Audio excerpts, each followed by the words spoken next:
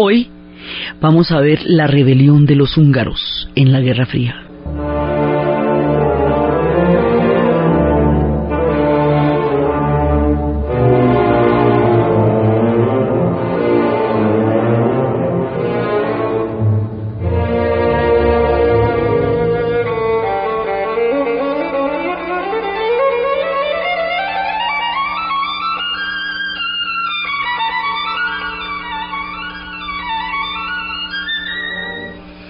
La vez pasada estábamos viendo cómo la guerra se había trasladado al Medio Oriente a través de la crisis del Canal del Suez.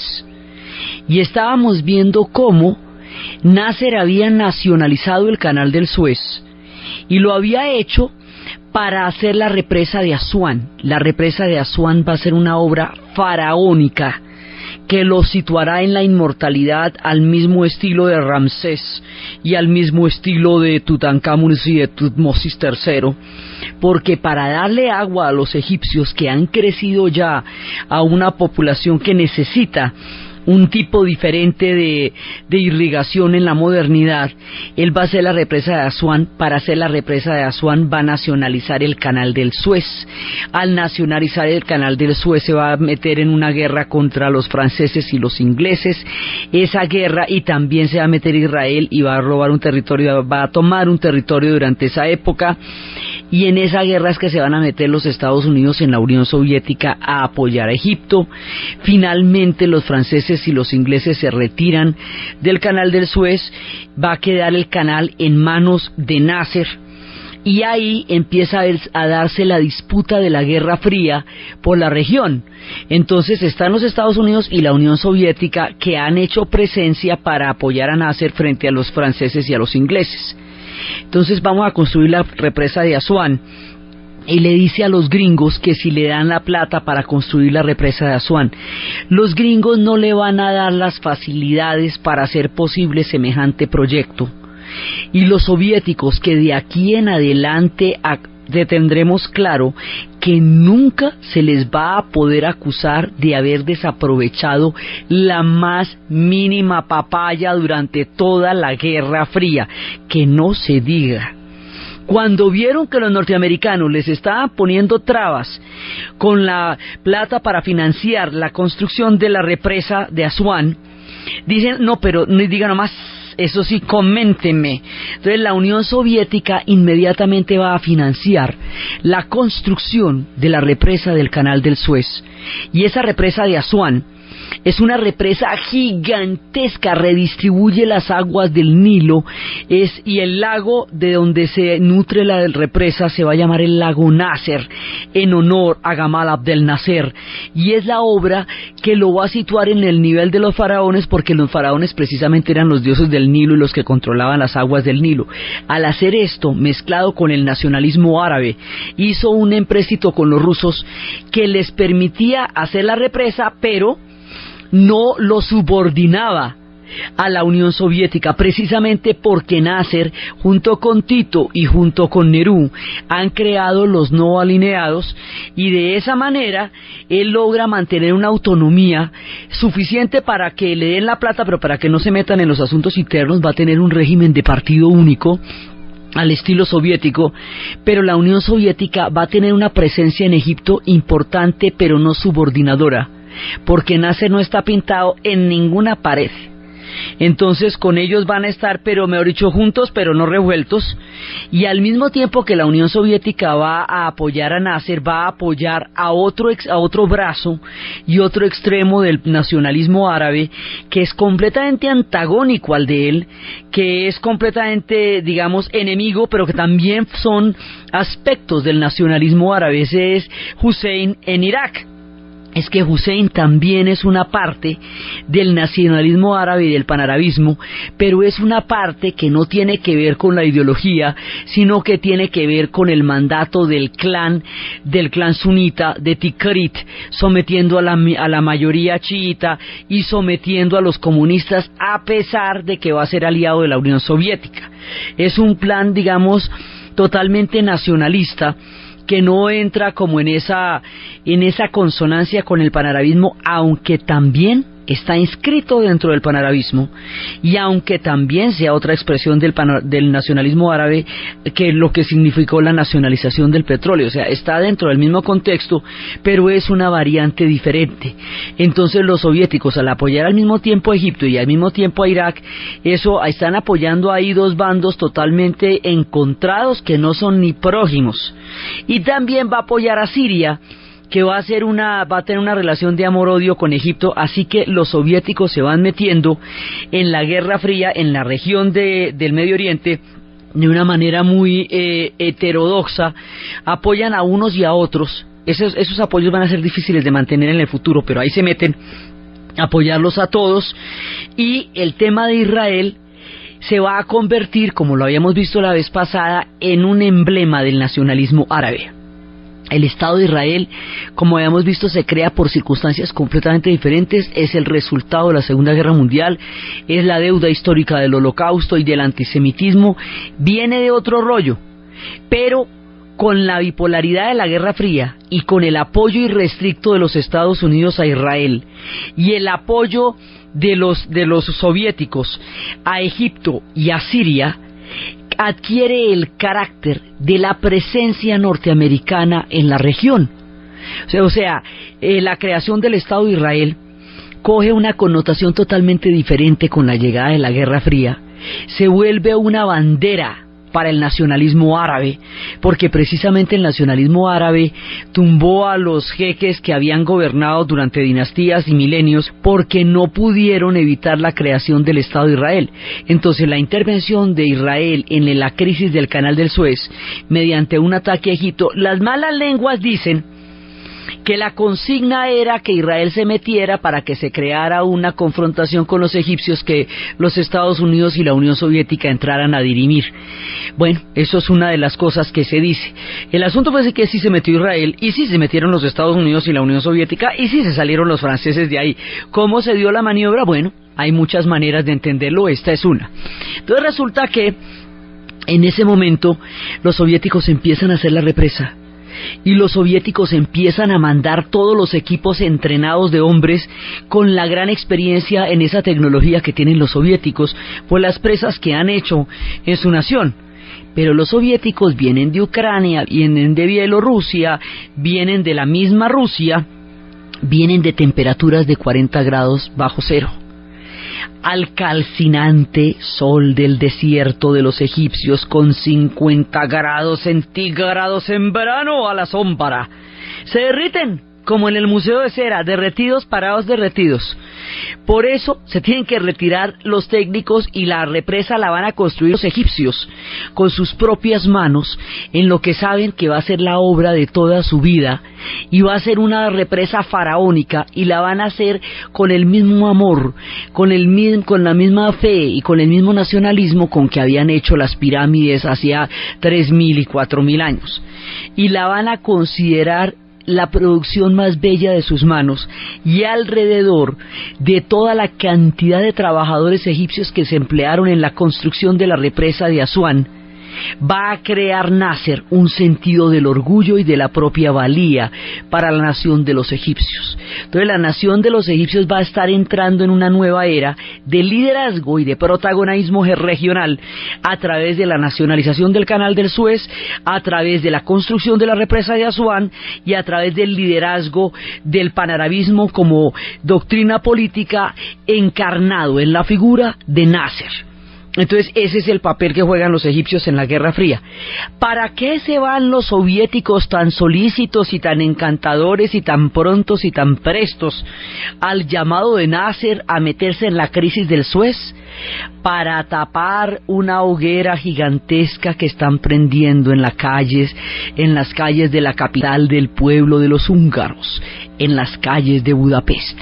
Están haciendo una barbaridad en Budapest en el mismo 1956 en que estalla la crisis del Canal del Suez, y esto se va a convertir en una especie de cortina de humo para filtrar lo que estaba pasando en el corazón de la Guerra Fría, que va a ser la Europa del Este. Mientras tanto, los egipcios ondeaban su nacionalismo y la monumentalidad de la obra del Suez, y cosas muy complicadas se cocinaban en casa en Europa del Este.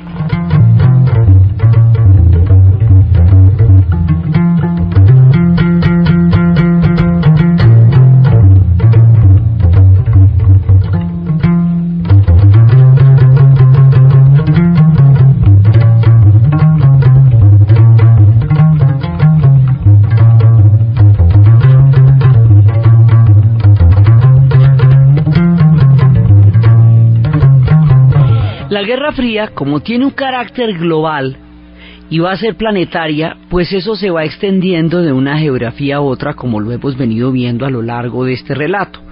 Pero hay unas cosas que son más centrales, más gravitacionales al eje de la Guerra Fría que otras. El sudeste asiático es importante, no hay duda. Ahí está Rusia, ahí está China, eso es importante.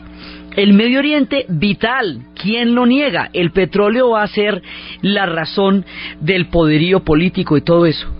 Pero Europa del Este es central.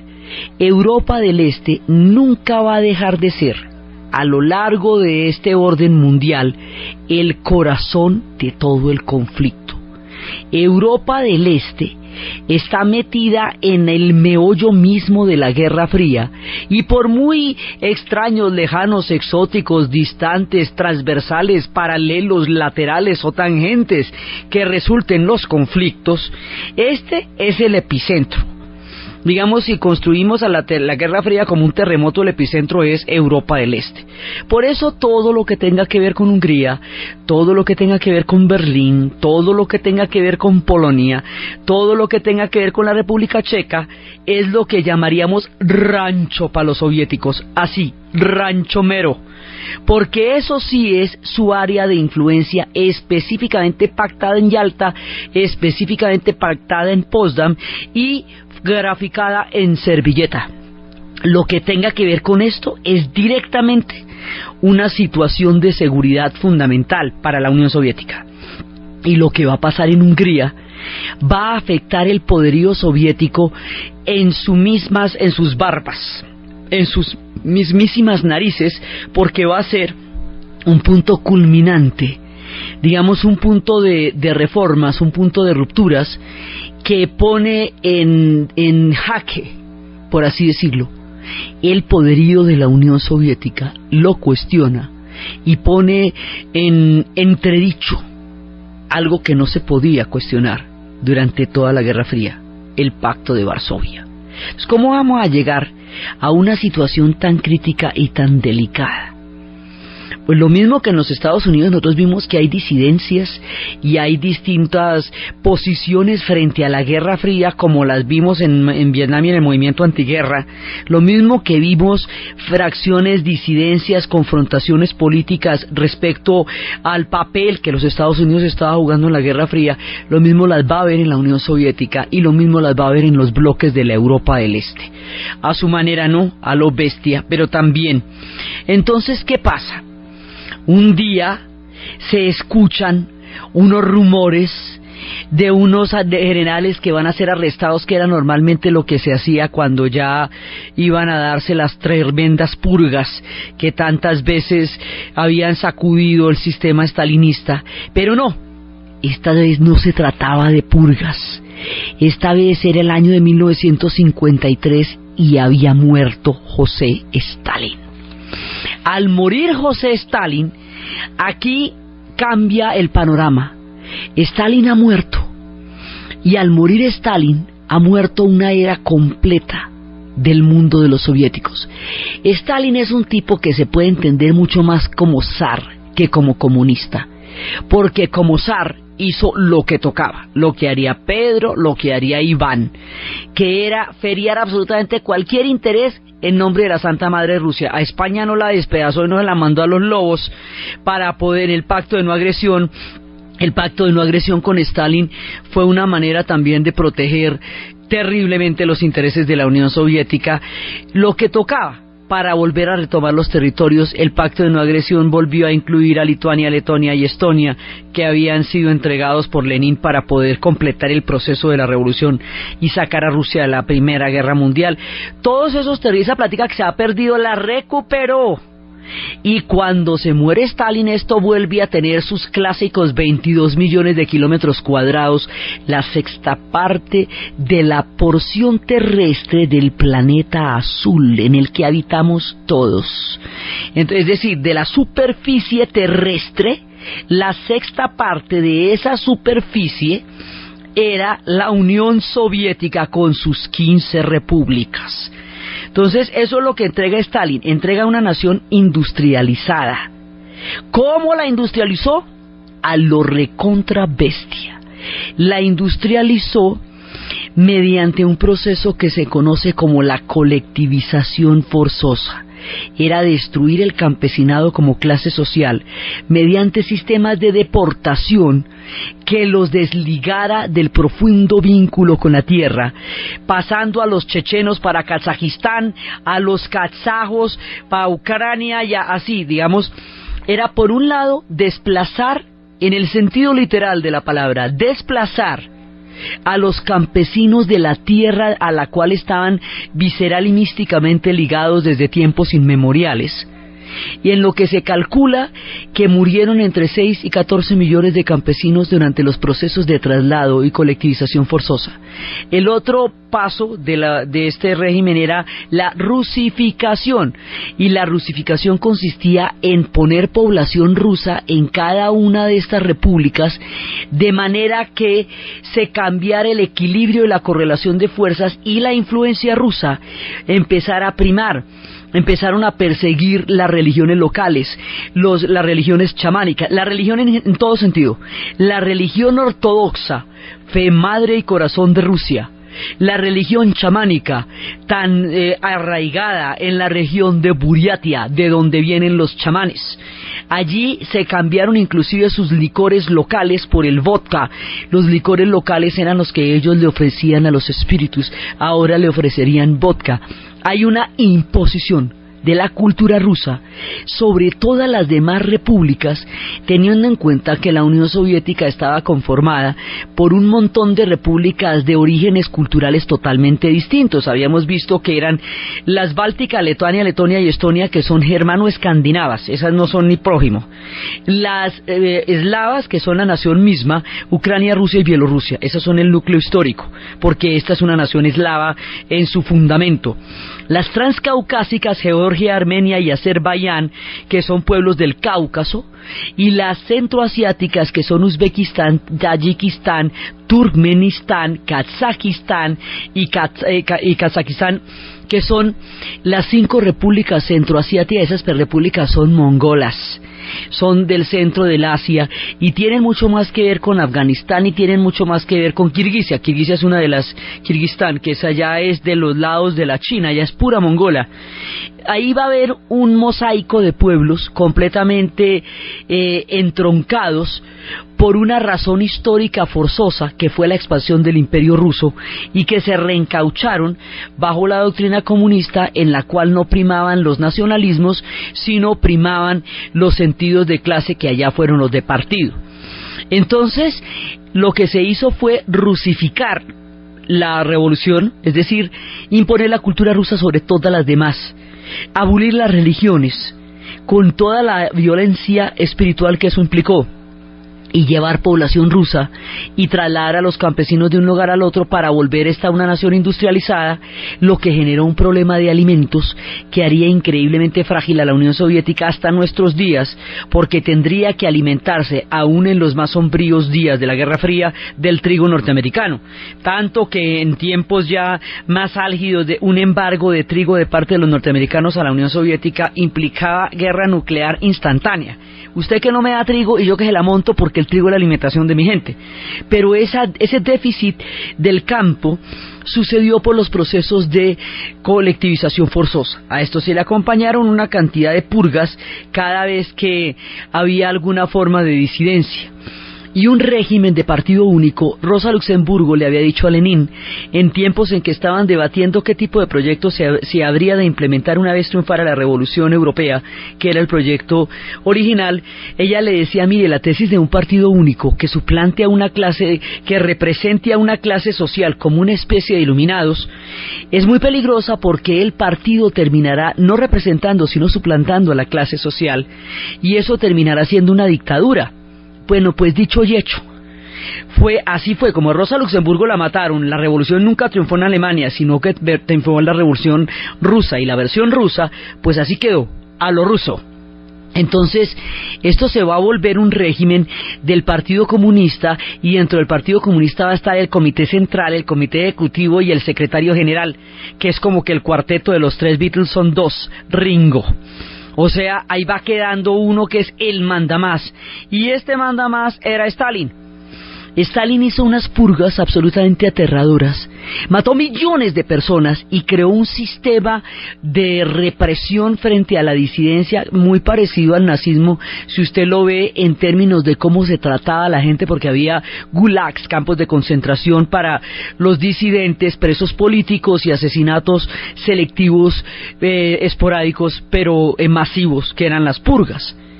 Pero Stalin no mataba a la gente él mismo, él decía ¿a quiénes? El que la mataba, el hombre, la daga de Stalin, era un personaje absolutamente sombrío, uno de los personajes más tenebrosos de la historia, frente al cual Rasputín era un niño chiquito de guardería.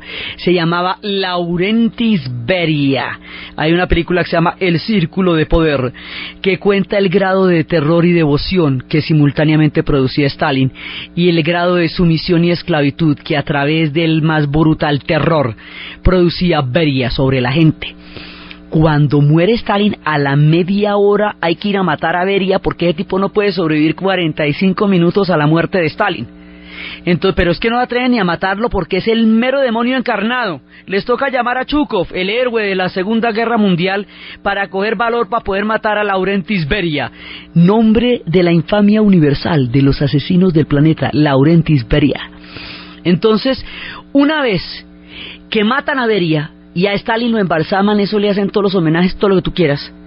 Una vez que pasa eso, va a subir otro personaje que le va a dar un viraje histórico a todo el rumbo de la era soviética, y se va a llamar Nikita Khrushchev. Nikita Khrushchev sube, y una vez que sube, empieza a denunciar los crímenes del estalinismo en el famoso discurso secreto que pronunció una noche a puerta cerrada en una reunión del Comité Central del Partido Comunista, en el cual dijo que Stalin había sido un asesino del tamaño de un genocidio, y empezó a denunciar los horrores del régimen estalinista y su tratamiento de la disidencia y su justificación de la revolución como objetivo por medio del cual la muerte de millones de personas estaba previamente justificada, porque eso era tan supremamente invencible y poderoso que todo el mundo debía morir en su nombre. Esa postura de la historia se volvió también una ideología y se reprodujo en muchas partes de esa manera. Entonces, lo que contó Nikita Khrushchev era cómo habían mediante tortura adquirido la confesión de muchos comunistas honestos que iban a ser purgados porque en algún momento no compartían una posición. Eso fue lo que contó, y empezó a dar un proceso de apertura. El mundo quedó aterrado porque, como las revoluciones se dividen en los hechos y los ecos, nadie se imaginaba que todo esto estaba pasando bajo la figura de Stalin, que había derrotado a los nazis en la Segunda Guerra Mundial en Stalingrado y en Kursk, que se había constituido en el símbolo vivo del comunismo, porque no había triunfado el comunismo en ninguna otra parte. Entonces, esto había sido como un baldado de agua fría.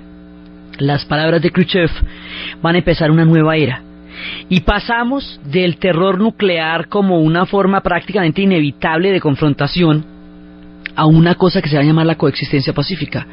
Podemos coexistir pacíficamente, podemos empezar a darle un viraje, podemos empezar a tener reformas. Cuando se dice que vamos a empezar a tener reformas, cuando se dice que va a haber una apertura, se abre la caja de Pandora, porque como hay tantos pueblos metidos a la brava aquí, por un lado de los soviéticos y por el otro lado de la Europa del Este. Acuérdate que la Europa del Este no tuvo opción, nadie les preguntó cómo te parece, qué tú opinas, nada. Entonces, cuando se da algún tipo de apertura, inmediatamente en Europa del Este se da el mensaje y la luz verde para empezar a plantear posturas autónomas frente a la Unión Soviética. Es una correlación lógica de las señales que está dando Khrushchev. A Khrushchev le va a pasar de otra manera lo mismo que le pasaría a Gorbachev, pero lo de Gorbachev ya sería definitivo. Y es que el drama de los reformadores es que resultan demasiado tibios para aquellos que desean cambios fundamentales y demasiado osados para aquellos cuyos intereses se ven amenazados por estos cambios. Entonces, desde el punto de vista del ala tradicional del Partido Comunista, esto era la locura furiosa, el horror y vámonos. Y desde el punto de vista de todos los que sentían como un yugo este orden político, pues era un alivio, pero cada uno iba a querer cada vez más. Y como aquí todo el mundo está a la brava, esto se va a ir complicando. Entonces, primero que todo, va a haber una rebelión y una forma de buscar una disidencia y un nuevo planteamiento político. ¿Adivinen dónde? Pues en Polonia. ¿No ve que Polonia es la que siempre lleva la vanguardia? Porque es la que ha sido anexada por los rusos una y otra vez. ¿Se acuerdan que la habían disuelto como Estado Nacional? ¿Se acuerdan que luego la habían vendido a los alemanes en la guerra y luego la habían invadido después de la guerra y la habían metido allá? Entonces hay una rebelión, y esa rebelión va a estar liderada por Gomulka. Y Gomulka, que es el líder polaco, va a plantear un modelo, digamos, de apertura con respecto a la manera como se estaba dando el yugo soviético, digamos, o el rigor soviético. Y en un principio Khrushchev lo permite. Y dice, bueno, no, digamos, hay una confrontación, pero el hombre dice, bueno, no, pues sí, hagámosle. Más adelante los van a aplastar, a los polacos nunca les van a perdonar una, ni se van a creer. Pero en ese momento, digamos, hay un viento de reforma que sopla en Polonia. Ese viento de reforma que sopla en Polonia va a ser seguido por los húngaros. ¿Así? Bueno, pues intentemos lo propio aquí. Y los húngaros van a hacer su propia versión de la reforma. Esto va a ser un proceso que va a sacudir primero Polonia, después Hungría en el 56, después el mismísimo Berlín en el 58 y por último Praga en el 68, el famoso 68 de Praga. Estos procesos de intentar una reforma y una autonomía frente al régimen soviético van a ser aplastados dura y violentamente y van a impedir que a la postre la Unión Soviética pueda autorreformarse. La siguiente vez que se dé ya no serán reformas, sino rupturas. La historia de alguna manera se trazará en estos años y con estos sucesos. Pero en un principio el mensaje era que estaban cambiando las cosas y que se estaba dando un espacio político que antes no existía. Con esta idea salieron los húngaros a la calle. Pero ahí se moverían las bases mismas del sistema soviético con respecto al Pacto de Varsovia, así que habría de desencadenarse un episodio terriblemente dramático en la historia del pueblo húngaro.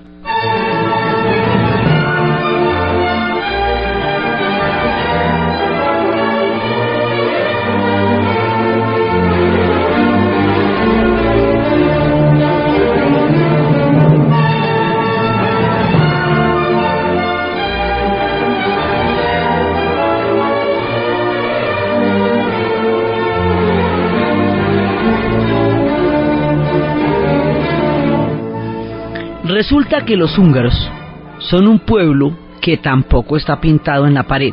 Los húngaros no son eslavos, así como los persas no son árabes, sino que son elamitas y hablan farsí. Pueden ser islámicos, pero no son árabes. Así los magiares no son eslavos. Los húngaros lo que son es magiares. Los magiares son un pueblo de la estepa central del Asia, más del Altai, más de los montes Altai, que va a tener una migración contemporánea a las migraciones de los eslavos. y se van a asentar en la península y en la Europa del Este en el mismo tiempo, pero ellos no son eslavos. ¿Qué quiere decir que no sean eslavos?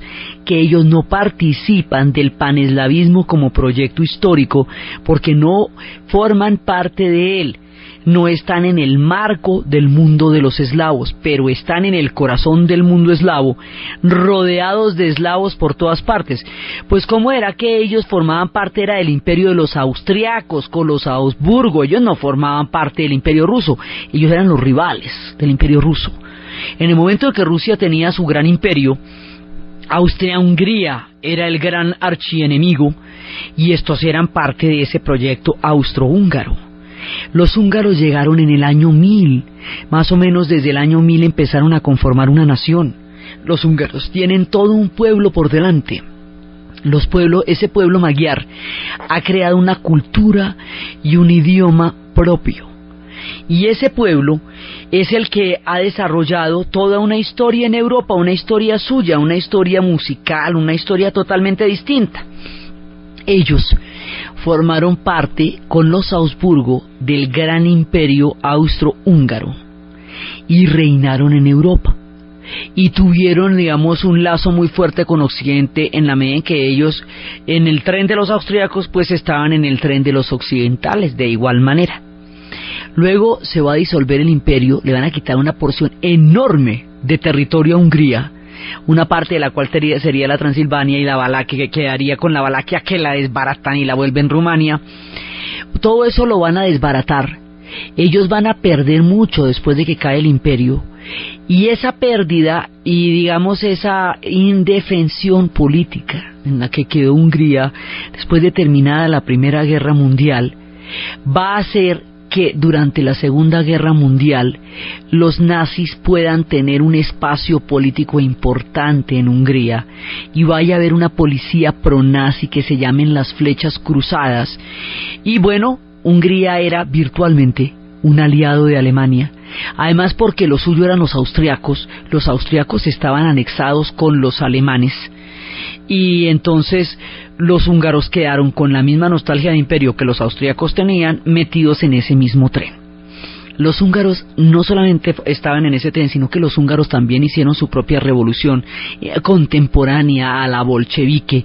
Ellos también tuvieron sus partidos comunistas, ellos también tuvieron sus consejos obreros, ellos también hicieron una revolución, y esa revolución corrió a encontrarse con la bolchevique, pero el imperio austrohúngaro había creado un tapón que impidió que se juntaran los dos ejércitos revolucionarios, y la rebelión comunista húngara fue aplastada por el imperio austrohúngaro durante la Primera Guerra Mundial en 1918, cuando se estaba consolidando la revolución bolchevique.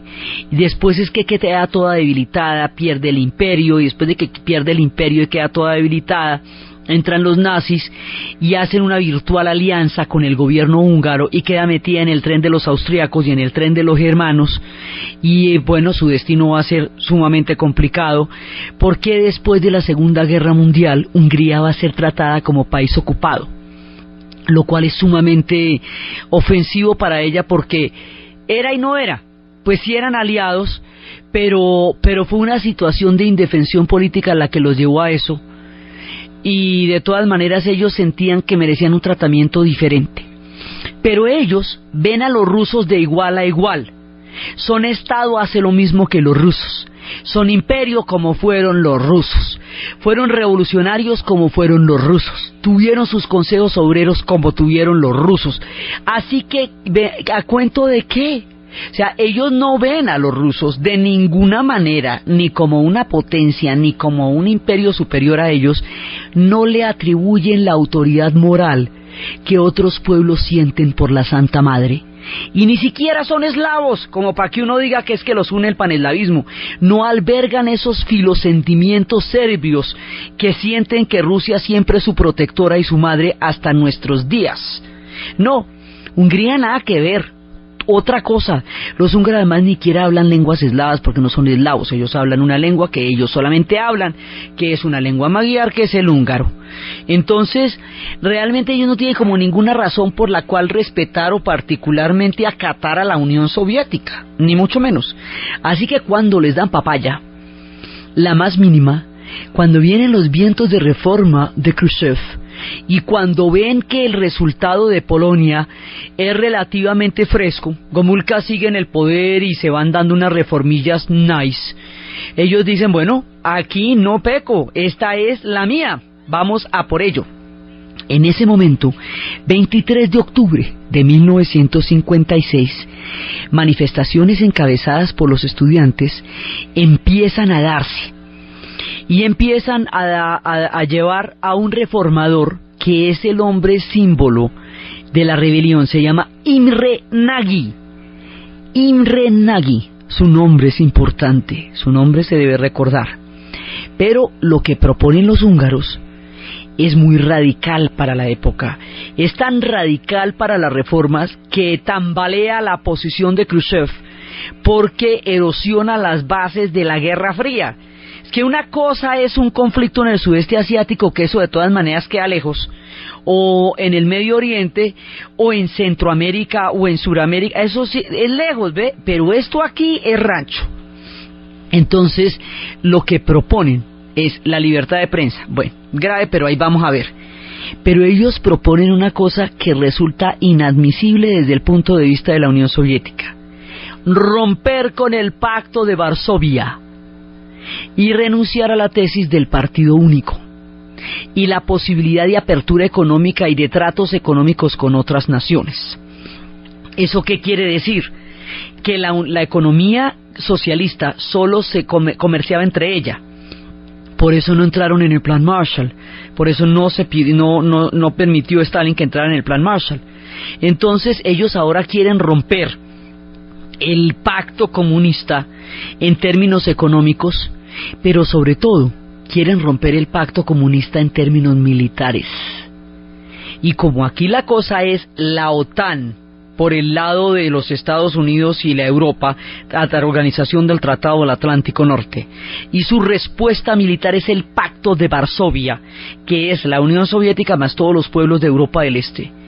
Si se va a una ficha tan importante como Hungría, el mal ejemplo puede cundir y a los otros se les puede ocurrir andar haciendo lo que les parezca, renunciando a la tesis del partido único, que es dogma y postulado de la Unión Soviética como está concebida, y erosionar las bases del sistema de defensa que le da a la Unión Soviética su calidad de potencia, que es todo el armamento convencional que tiene el Pacto de Varsovia. Esto, incluso para un reformador como Khrushchev, resulta inadmisible porque pone en peligro el corazón del proyecto. Es demasiado cercano, demasiado central, demasiado importante para dejarlo pasar, porque lo que proponía Polonia no llegaba a todo, nunca allá. Era simplemente una reforma y una autonomía, pero no tocaba el Pacto de Varsovia. Incluso lo que propondrán los checos después del horror de lo que le va a pasar a los húngaros no va a ser ni mucho menos así. La más radical de todas las peticiones fue la húngara. El modelo húngaro fue el más bravo de todos, porque ellos no le tenían ninguna reverencia a la Unión Soviética, no se sentían para nada dignos de subordinación, no la reconocían como su señora ni como su ley, cosa que de una u otra manera los otros sí. Pero es que estos no tenían, nunca tuvieron esa relación histórica con la Unión Soviética ni con el Imperio Ruso en el pasado. Así que sus posturas son increíblemente radicales y son increíblemente fuertes para un panorama en todo caso tan álgido como el de la Guerra Fría. Entonces a Khrushchev le toca una dicotomía histórica muy grande. El tipo está abriendo las reformas, está haciendo la desestalinización, está corrigiendo el rumbo histórico de una cantidad de errores, de genocidios que se cometieron en esa época, pero precisamente la misma dinámica de las reformas da pie para las rebeliones y los levantamientos, las disidencias, los cambios de rumbo, y como todo el mundo está metido aquí bajo un grado de presión enorme, que fue el que creó Stalin, él se debe al legado de la Unión Soviética y a la conservación del proyecto de la Unión Soviética en la Guerra Fría, y también quería hacer unas reformas. Queda despedazado entre las dos extremas de aquello que él propone, y en ese momento le parece que lo de Hungría ya es demasiado que eso ya sería empezar a desbaratar la cohesión del bloque histórico soviético. Y como estamos en la bipolaridad entre los Estados Unidos y la Unión Soviética, esto no es ni siquiera interferencia, esto no es influencia, esto no es reparto, esto es directamente el corazón del proyecto. Entonces lo de Hungría está fuera de toda discusión.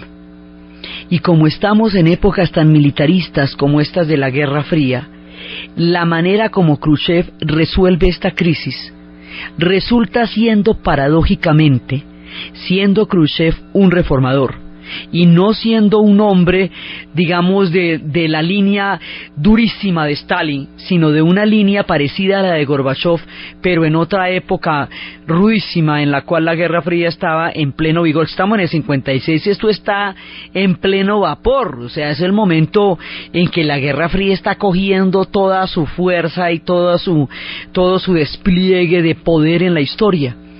En ese momento, después de que los estudiantes habían empezado las manifestaciones, al principio lo que era una manifestación, cuando los soldados soviéticos le dispararon a los estudiantes, esto se le volvió una sublevación, y al volverse una sublevación, un levantamiento del pueblo húngaro, y al pedir cosas tan radicales como renunciar al Partido Único y al Pacto de Varsovia, entonces esto ya se volvió una pelea de un pueblo entero contra los intereses de la Unión Soviética. Y ahí, en ese punto, llegamos al toche con la guayaba, porque se están enfrentando a la raíz, al corazón del proyecto. Entonces, 2.500 tanques de las tropas del Pacto de Varsovia se van rumbo a Budapest a aplastar en las calles al pueblo húngaro que está pidiendo una reforma histórica.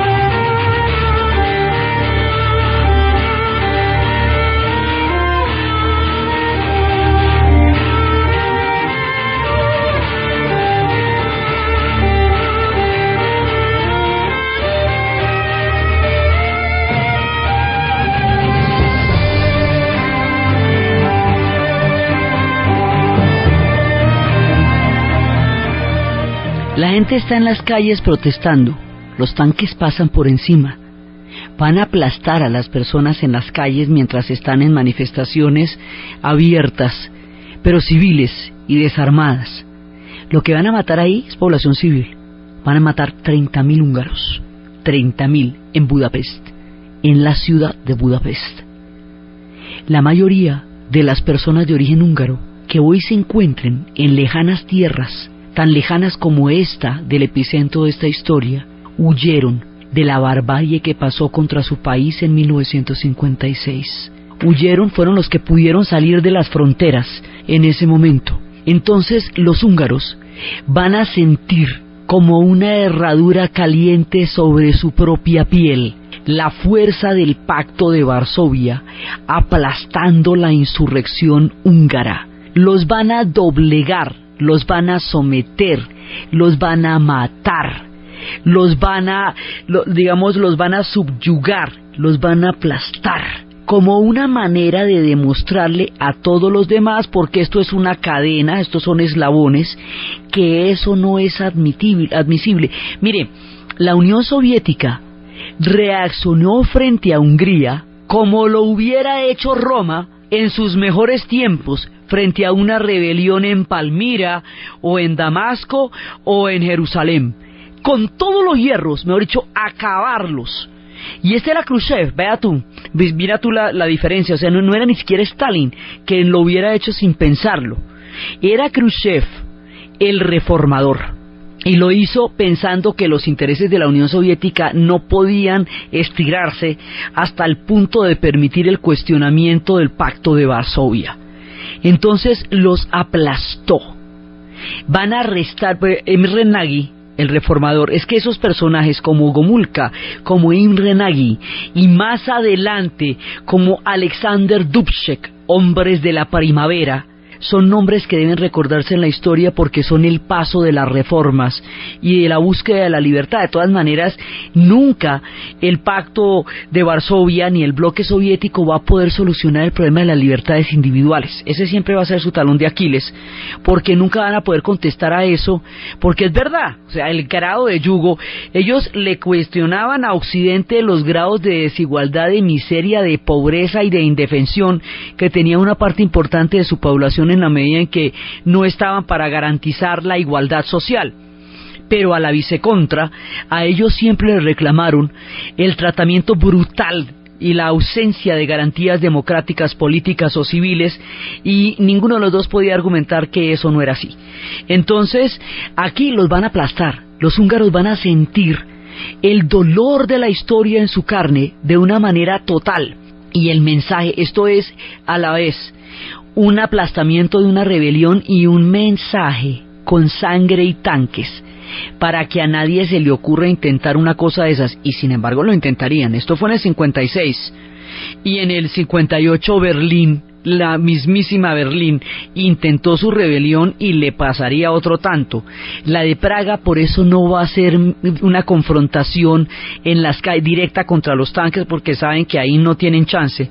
La de Praga será poética, lo que la hace más triste también, pero aquí se van a intentar fórmulas nuevas para la cortina de hierro, y la respuesta va a ser el hierro de la cortina para todo aquel que intente abrirle un huequito. Entonces Hungría va a ser el ejemplo y va a tocar todo el peso del Pacto de Varsovia, le va a tocar a los húngaros, por la hoguera que estaban armando en Hungría, por el aplastamiento salvaje y brutal del pueblo de Budapest. Necesitaba la Unión Soviética irse para el canal del Suez, encantadora, solícita y divina, a ayudar a Nasser a lo que le provocara y desviar la atención del mundo sobre lo que estaba pasando en Hungría, para que la crisis del canal del Suez, que no era ninguna bobada, que ponía en jaque tanto el petróleo como el paso interoceánico entre el Mediterráneo y el Mar Rojo, era una crisis lo suficientemente grande, lo suficientemente boleta, lo suficientemente voltajuda para llevarse la atención mundial y crear una maniobra de distracción sobre la barbaridad que le estaba haciendo a los húngaros. Entonces, de esa manera, por eso la crisis de Hungría no alcanza a tener la resonancia que realmente implica lo que pasó. Inclusive con toda la, digamos, a pesar de la crisis de la desestalinización, la Unión Soviética todavía tenía mucho prestigio como proyecto, y todavía se consideraba que cualquier disidencia frente al proyecto soviético era un acto de revisionismo ideológico, un acto de contrarrevolución, porque como la Guerra Fría es extrema, es ideológicamente intolerante, y el que no está conmigo está contra mí. Y si en los Estados Unidos se consideraba comunista a todo aquel que se atreviera a criticar la política norteamericana en términos de la Guerra Fría, pues en el bloque soviético se consideraba contrarrevolucionario y revisionista a todo aquel que intentara una disidencia, una línea o una crítica, porque el comunismo como proyecto anulaba a los estados nacionales como proyecto político y como proyecto imperial, porque el comunismo soviético va a ser un proyecto imperial en términos de la Guerra Fría. Entonces, aquí el nacionalismo, que es lo que nos están expresando los húngaros, se vuelve letal, porque aviva problemas muy profundos. Si llegara a haber rebeliones nacionalistas en la Unión Soviética, se desintegraría. Cuando las hubo, se desintegró, y durante las épocas de colectivización forzosa lo que hicieron fue postergar y generar dramas inmensos, como los que se vivirían cuando la era de los nacionalismos, como los de Chechenia, Nagorno-Karabaj y todos los demás pueblos que empiezan a salpicar cuando la Unión Soviética caería. Entonces, mire, como todo esto puede pasar, y todo esto pasaría después, lo de Hungría no lo podían dejar ni respirar. Por eso les dieron tan duro, tan duro, tan duro a los húngaros, porque lo que ponían en juego era la geopolítica de la Guerra Fría. Entonces los húngaros, que no calcularon en ese momento la dimensión del momento en el que estaban, van a sufrir un golpe terrible, y con esto se va sentando un precedente de cómo es que la Unión Soviética va a tratar la reforma, las disidencias o las críticas de aquí en adelante. Este capítulo va a endurecer terriblemente la política de la Unión Soviética con respecto a la Europa del Este, y será una herida profunda que no sanará y que estallará y sangrará mucho tiempo después. No en balde Hungría va a ser uno de los primeros países en romper la cortina de hierro tan pronto se den las reformas de la perestroika más adelante. Entonces, este episodio es emblemático de cómo serían las cosas en la Europa del Este, de este tamaño, ni más ni menos. Entonces continúa nuestro trayecto por la Guerra Fría, continúan los procesos de reforma de Europa del Este y en la consolidación de los servicios de inteligencia que van a ser los artífices de toda la estructura política y militar de la Guerra Fría, los espías. Entonces, rumbo a los procesos de reforma y a los espías, continuamos en nuestro siguiente programa. Entonces, desde las calles de Budapest, desde los tiempos de Esteban I, en la formación del reino húngaro en el año 1000, desde las tierras de los magiares, desde los bloques geopolíticos de la Guerra Fría, desde el poder soviético en su corazón, en sus reformas y en sus momentos, desde Khrushchev con sus zapatazos, desde los personajes históricos que hoy han desfilado por este programa, con la muerte de Stalin, con quien habíamos estado desde la Segunda Guerra Mundial, con las reformas de Khrushchev, y con los reveses y las paradojas que ellas conjuraron. En la narración, Diana Uribe; en la producción, Jessy Rodríguez, y para ustedes, feliz domingo.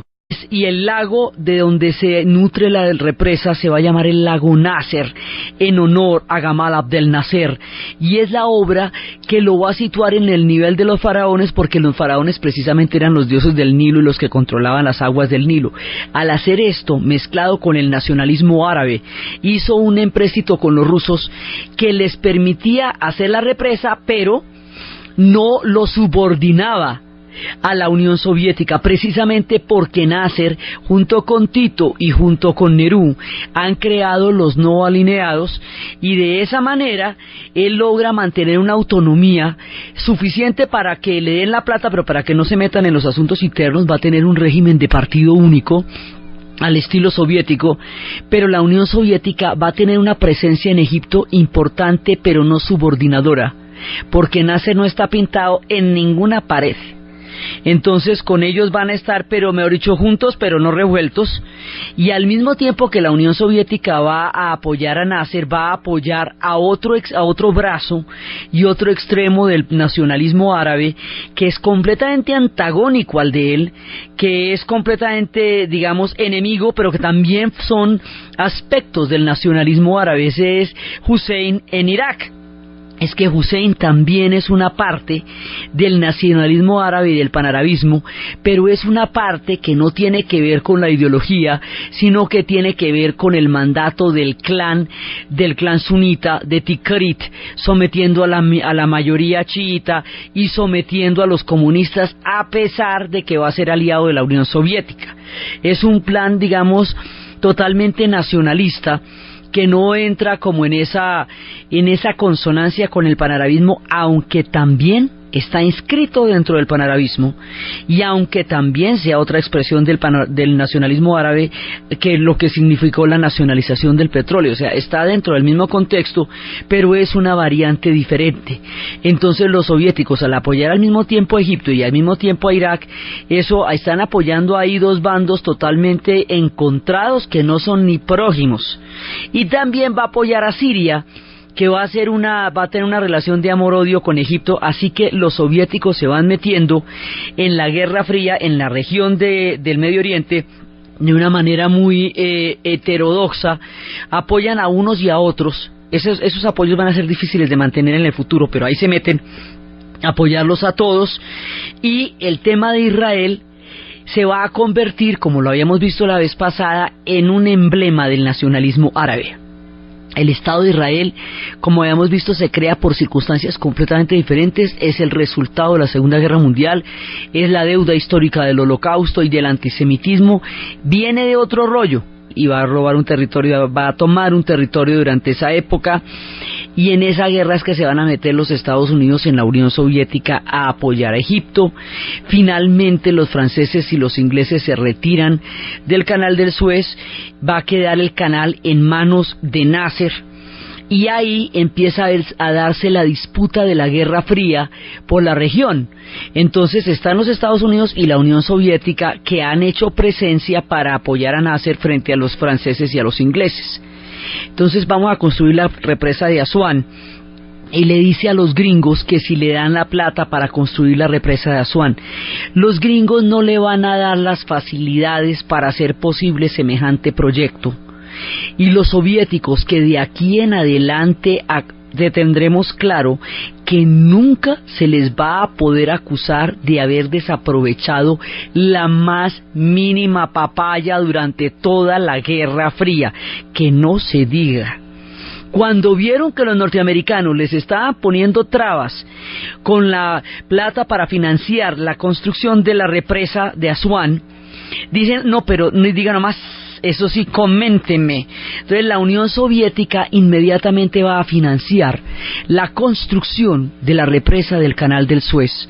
Y esa represa de Asuán es una represa gigantesca, redistribuye las aguas del Nilo, pero con la bipolaridad de la Guerra Fría y con el apoyo irrestricto de los Estados Unidos a Israel y el apoyo de los soviéticos a Egipto y a Siria, adquiere el carácter de la presencia norteamericana en la región.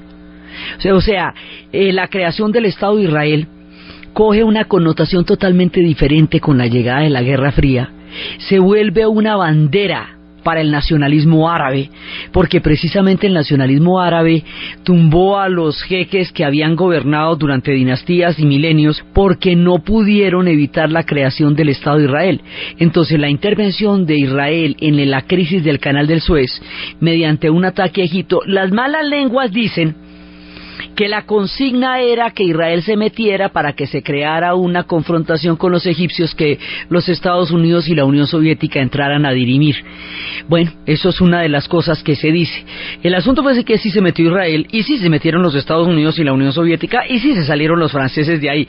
¿Cómo se dio la maniobra? Bueno, hay muchas maneras de entenderlo, esta es una.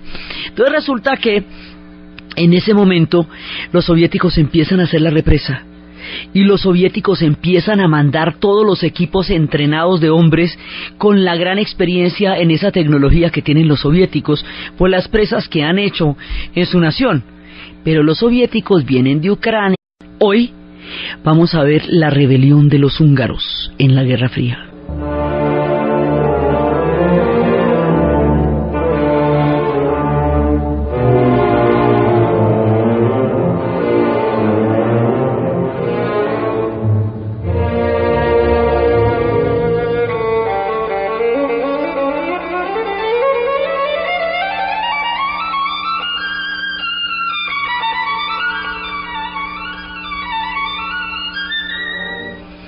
La vez pasada estábamos viendo cómo la guerra se había trasladado al Medio Oriente a través de la crisis del Canal del Suez.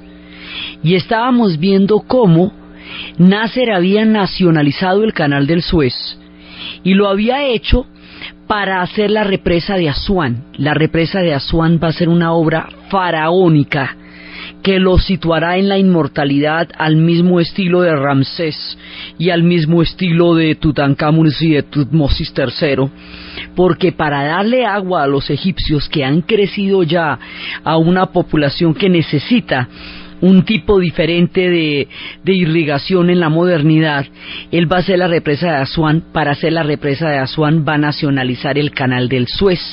Al nacionalizar el Canal del Suez se va a meter en una guerra contra los franceses y los ingleses. Esa guerra, y también se va a meter Israel